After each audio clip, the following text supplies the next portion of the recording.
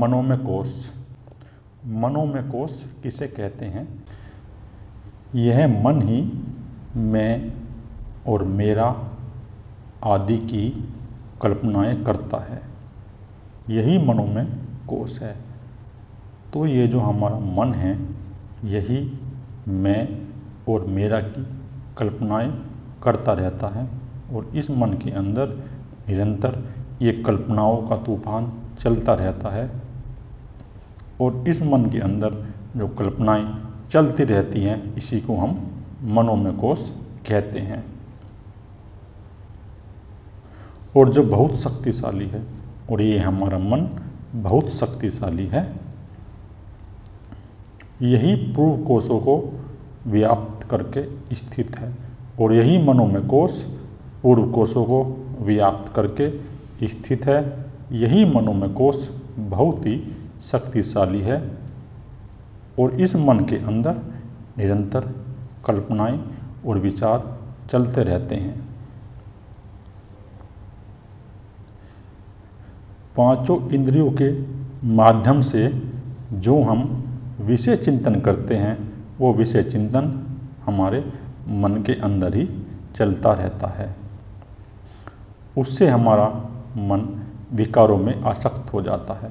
तो इंद्रियों के माध्यम से जो हम विषय चिंतन करते हैं, इन विषय चिंतन के द्वारा हमारा मन इन विषय और विकारों में आसक्त हो जाता है और हम अपनी वासनाओं के द्वारा इस संसार की वस्तुओं को प्राप्त करने के लिए की इच्छा करते हैं और यही मन हमें इस संसार की वस्तुओं को प्राप्त करने के लिए प्रेरित करता रहता है। तो संसार की वस्तुओं को प्राप्त करने की इच्छा हमारे मन के अंदर उठती है, तो हमारा मन निरंतर चिंतन करता रहता है। हम धन कमाते हैं, पैसा कमाते हैं, या ज़मीन खरीदते हैं, या संसार की वस्तुएं खरीदते हैं, कार खरीदते हैं, या घर आदि खरीदते हैं, तो यह हमारा मन इन वस्तुओं को प्राप्त करने की चिंता करता रहता है और यही मन इस संसार की वस्तुओं में आसक्त हो जाता है और आसक्त होकर हमें इस संसार में भटका देता है और हमारा जीवन इन संसार की वस्तुओं के पीछे ही नष्ट हो जाता है। हमें जो ये मनुष्य जन्म मिला था, वह हमारा जन्म इन संसार की वस्तुओं में आसक्त होकर नष्ट हो जाता है। तो यही मन हमें इस संसार की वस्तुओं में आसक्त करता है और इसी मन के अंदर इस संसार की वस्तुओं को प्राप्त करने के विचार चलते रहते हैं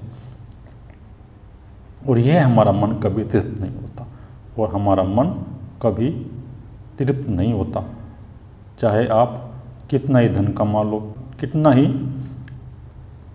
बड़े से बड़ा पद प्राप्त कर लो, परंतु यह मन तृप्त नहीं होता।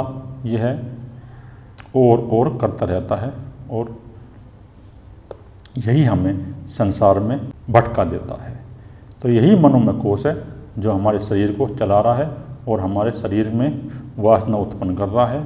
इंद्रियों के माध्यम से यह ग्रहण करता रहता है और चिंतन करता रहता है और यही मन हमें इस संसार में भटकाता रहता है। तो यही मनोमय कोश हमें इस संसार में भटकाता है। इस मन के अतिरिक्त अविद्या और कुछ नहीं है। तो इस मन के अतिरिक्त अविद्या और कुछ नहीं है। यही मन हमें अपने स्वरूप से, उस परम तत्व से दूर करता रहता है और हमें संसार की वस्तुओं में आसक्त करता है और निरंतर इस मन के अंदर संसार की वस्तुओं को प्राप्त करने की चिंता चलती ही रहती है। चाहे वह एक वस्तु प्राप्त कर ले, लेकिन यह हमारा मन कभी तृप्त नहीं होता। इसके अंदर निरंतर विचार और चिंताएं चलती रहती है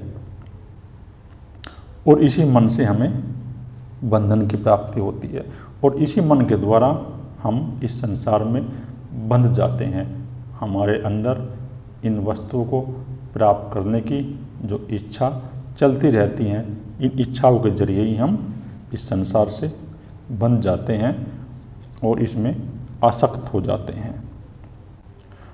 और जब यह मन नष्ट हो जाता है, तो जब यह हमारा मन ध्यान साधना के द्वारा नष्ट हो जाता है, तो फिर हमें कुछ प्रतीत नहीं होता।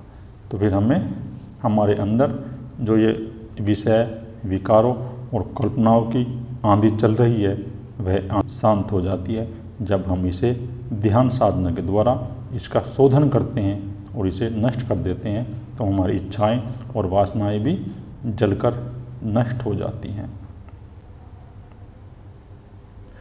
और जब हम नींद में सपना देखते हैं, तो यही मन अपनी शक्ति के द्वारा ही प्रपंच रचता है। तो नींद में जब हम सपना देखते हैं, दृश्य देखते हैं, और हम उस दृश्य को सत्य समझ लेते हैं और उसमें ही विचरण करते हैं, उस सपने में ही। और सपने में ही हम स्वयं को मैं समझकर, ये जो मैंपन का अहंकार करता है सपने में भी, यही हमारा मन ही है। और मन ही रात को नींद में ये प्रपंच रचता है। यानी हमारे मन के अंदर जो विचार चलते रहते हैं रात दिन, सोने में भी चलते हैं, वो दिन में चलते हैं, लेकिन जब हमारा शरीर थक जाता है और हमें नींद आती है, तो हमारे मन के अंदर ये जो विचार चल रहे हैं ये शांत नहीं होते। फिर जो विचार चलते हैं, तो यही हमारा मन उसे दृश्य को सत्य मान लेता है और उसमें आसक्त हो जाता है। तो सपन में भी ये सब मन का विलास मात्र है। तो मन का विलास मात्र है ये जो मन के अंदर विचार उत्पन्न हो रहे हैं, और नींद में भी हमारे ये विचार दृश्य उत्पन्न होते हैं, तो ये सब मन का ही विलास मात्र है और कुछ नहीं है। परंतु सुषुप्ति काल में मन के लीन हो जाने पर कुछ नहीं रहता। परंतु जब हमारी सुषुप्ति की अवस्था आ जाती है, तो हमारा मन लीन हो जाता है, और मन के लीन होने पर फिर कुछ नहीं बचता। हमारे अंदर ये जो कल्पनाएं और इन कल्पनाओं की आंधी चलती रहती है, भविष्य की कल्पनाएं और भूतकाल के विचार हमारे मन के अंदर चलते रहते हैं। ये सुषुप्ति काल में बंद हो जाते हैं। परंतु जब यही मन जागृत और सपन आदि अवस्था में रहता है, तो यही प्रपंच फिर शुरू हो जाता है और इसी की कल्पनाएं शुरू हो जाती है, और फिर यही मन जागृत और सपन में अपनी शक्ति से यही प्रपंच रचता है। तो मनुष्य का जो यह मन है, एक संसारी मन, संसार की कल्पना मात्र है और कुछ नहीं। हमारे मन के अंदर जो संस्कार, जो कल्पनाएं उत्पन्न होती हैं, तो ये संस्कार और कल्पनाएं इस समाज से ही हमें मिलती है। इस समाज में हम जो कुछ ग्रहण करते हैं, शिक्षा ग्रहण करते हैं, या जो संस्कार हम ग्रहण करते हैं, वे संस्कार हमें इस समाज से जो हमारे मन के अंदर आते हैं, तो फिर हमारा मन उसी प्रकार का चिंतन करता रहता है। हमारे अगर मन के अंदर हमारा जीवन, हमारे आसपास अगर तमोगुण के लोग हैं और रजोगुण के लोग हैं, तो हमारे मन के अंदर तमोगुण और रजोगुण के संस्कार संचित होंगे, और हमारा मन फिर इसी प्रकार के कर्म करने के लिए हमें बाध्य कर देता है। और परंतु अगर हम सतोगुणी समाज में हैं, तो हमारे मन के अंदर सतोगुणी ही संस्कार संचित होंगे और हम सतोगुण ही कर्म करेंगे। तो मन के अंदर संस्कार संचित होते रहते हैं, और ये हमारा मन निरंतर रात और दिन में विचार करता रहता है। ये विचार इसके कभी शांत नहीं होते। ये विचार इसके जब भी शांत होते हैं, जब हम ध्यान साधना के द्वारा, स्वयं के अध्ययन के द्वारा इसका शोधन कर देते हैं, जब ये हमारे मन की कल्पनाएं और विचार शांत होते हैं। इससे पहले हमारे मन की कल्पनाएं और विचार शांत नहीं होते, और इसी मन से बंधन की कल्पना होती है, और इसी मन से मोक्ष या मुक्ति की कल्पना भी होती है। तो इसी मन के द्वारा हम संसार में बन जाते हैं। जब हम संसार की वस्तु को प्राप्त करने के लिए रात दिन चिंता करेंगे और इच्छाएं करेंगे, और ये इच्छाएं हमारे अंदर जागृत हो जाएंगी, तो फिर हम इस संसार के बंधन में बंध जाते हैं। परंतु जब हमारे मन के अंदर सात्विक गुण प्रकट हो जाएगा, मोक्ष के रास्ते पर आगे लेकर जाएगा। तो अगर हमारे मन के अंदर सत्वगुण है और सत्वगुणी हमारा मन हो गया, तो यही मन फिर हमें मुक्ति के रास्ते पर आगे लेकर जाएगा। इसलिए हमें अपने मन के अंदर सत्वगुणी विचार करके, सेवा करके, समर्पण करके, मंत्र जाप के द्वारा या भक्ति के द्वारा हमें इसे सत्वगुणी बनाना चाहिए। जब हमारा मन सत्वगुणी हो जाएगा तो वही मन फिर हमें मुक्ति या मोक्ष के रास्ते पर आगे लेकर जाएगा। और यही मन शरीर आदि में विषय व विकारों की कल्पना करता है। तो शरीर में जो विषय और विकारों की कल्पना करता है, जो काम, क्रोध, लोभ, मोह की कल्पना करता है, तो यही मन ही है जो इस प्रकार की कल्पना करता है। और जो मन का स्वभाव है वह राग व द्वेष, तो या तो मन हमारा राग करता है या द्वेष करता है। अगर उसे कोई व्यक्ति या कोई वस्तु प्रिय लगती है तो वह राग करेगा। अगर मन को कोई व्यक्ति या वस्तु प्रिय नहीं लगती तो वह उससे द्वेष करेगा। तो राग और द्वेष जो है ये मन का ही धर्म है। ये राग और द्वेष के जो विचार हैं ये हमारे मन के अंदर निरंतर चलते रहते हैं। परंतु जब हम ध्यान साधना के द्वारा और विवेक पूर्वक साधना के द्वारा, होश पूर्वक ध्यान के द्वारा इस मन का शोधन कर देते हैं, तो ये फिर हमारे अंदर राग और द्वेष की कल्पनाएं धीरे धीरे समाप्त होनी शुरू हो जाती है और हम उस मोक्ष या मुक्ति के मार्ग पर आगे बढ़ जाते हैं। इसलिए हमें निरंतर ध्यान का अभ्यास करना चाहिए। और यही मन हमें रस्सी की भांति पशु की तरह बांधता है। तो यही मन हमें इस प्रकार बांधता है जिस प्रकार हम रस्सी से किसी पशु को बांध देते हैं। तो यही मन हमें फिर काम, क्रोध और लोभ या मोह हमें बांध देते हैं और फिर हम इसी संसार में हमारा जीवात्मा आसक्त हो जाता है और इस संसार को सत्य समझकर अपना जीवन समाप्त कर देता है। और जब ये मन हमारा शुद्ध सात्विक हो जाएगा और यही मन फिर हमें मुक्ति के मार्ग पर आगे लेकर जाएगा। तो इसलिए हमें अपने मन को शुद्ध और सात्विक बनाना चाहिए। जब हमारा मन शुद्ध और सात्विक हो जाएगा तो हम मुक्ति के मार्ग पर आगे चले जाएंगे। जिस मनुष्य के अंदर विवेक का जागरण हो गया और वैराग्य का जागरण हो गया, जब हमारे मन के अंदर विवेक का जागरण हो जाता है, हमें यह पता चल जाता है कि क्या नित्य है और क्या अनित्य है। तो इस प्रकार हमारा मन फिर शुद्ध सात्विक होना शुरू हो जाता है वैराग्य के द्वारा और विवेक के द्वारा। और फिर यही वैराग्य और विवेक जब हमारे मन के अंदर उत्पन्न हो जाता है, यही मन फिर हमें मुक्ति के मार्ग पर आगे लेके जाता है। तो इसलिए साधक को सबसे पहले अपने मन के अंदर विवेक और वैराग्य का जागरण करना चाहिए। विवेक के द्वारा यह निश्चय करना चाहिए कि क्या अनित्य है और क्या नित्य है, क्या सत्य है और क्या असत्य है। इस प्रकार हम अपने मन का अध्ययन करेंगे और इस संसार को समझेंगे तो हमारे अंदर विवेक का जागरण हो जाएगा। और जब हमारे अंदर विवेक का जागरण हो जाएगा तो हम उस परम तत्व परमात्मा का अनुभव करने के मार्ग पर आगे बढ़ेंगे।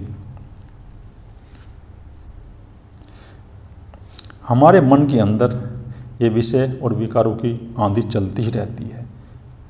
तो जिस साधक को मोक्ष प्राप्त करने की इच्छा है, जो साधक निर्वाण प्राप्त करना चाहता है, जो साधक मुक्ति प्राप्त करना चाहता है और जो वो केवल पद प्राप्त करना चाहता है, तो ऐसा साधक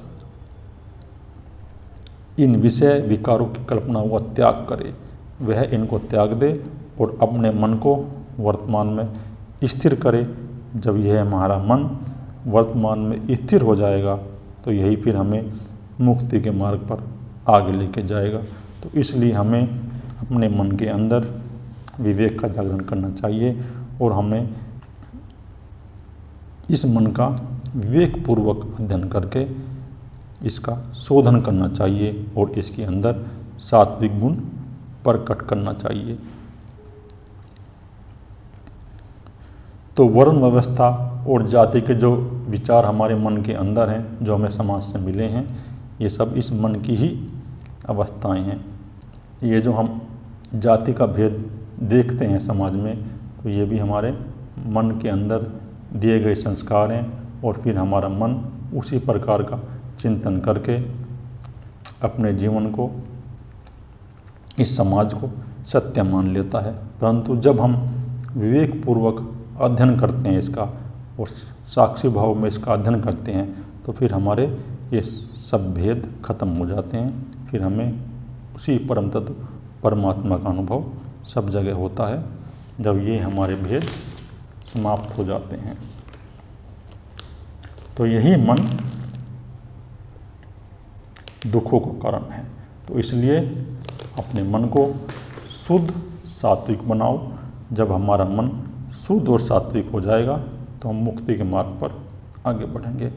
तो ये जो हमारा तीसरा कोष है, मनोमय कोष, जब हम इसे ध्यान साधना के द्वारा या मंत्र जाप के द्वारा या भक्ति के द्वारा या वर्तमान की साधना के द्वारा शुद्ध कर देंगे और निरंतर ध्यान और विवेक और वैराग्य का अस्त्र चलाएंगे, तो यह मन फिर नष्ट हो जाएगा।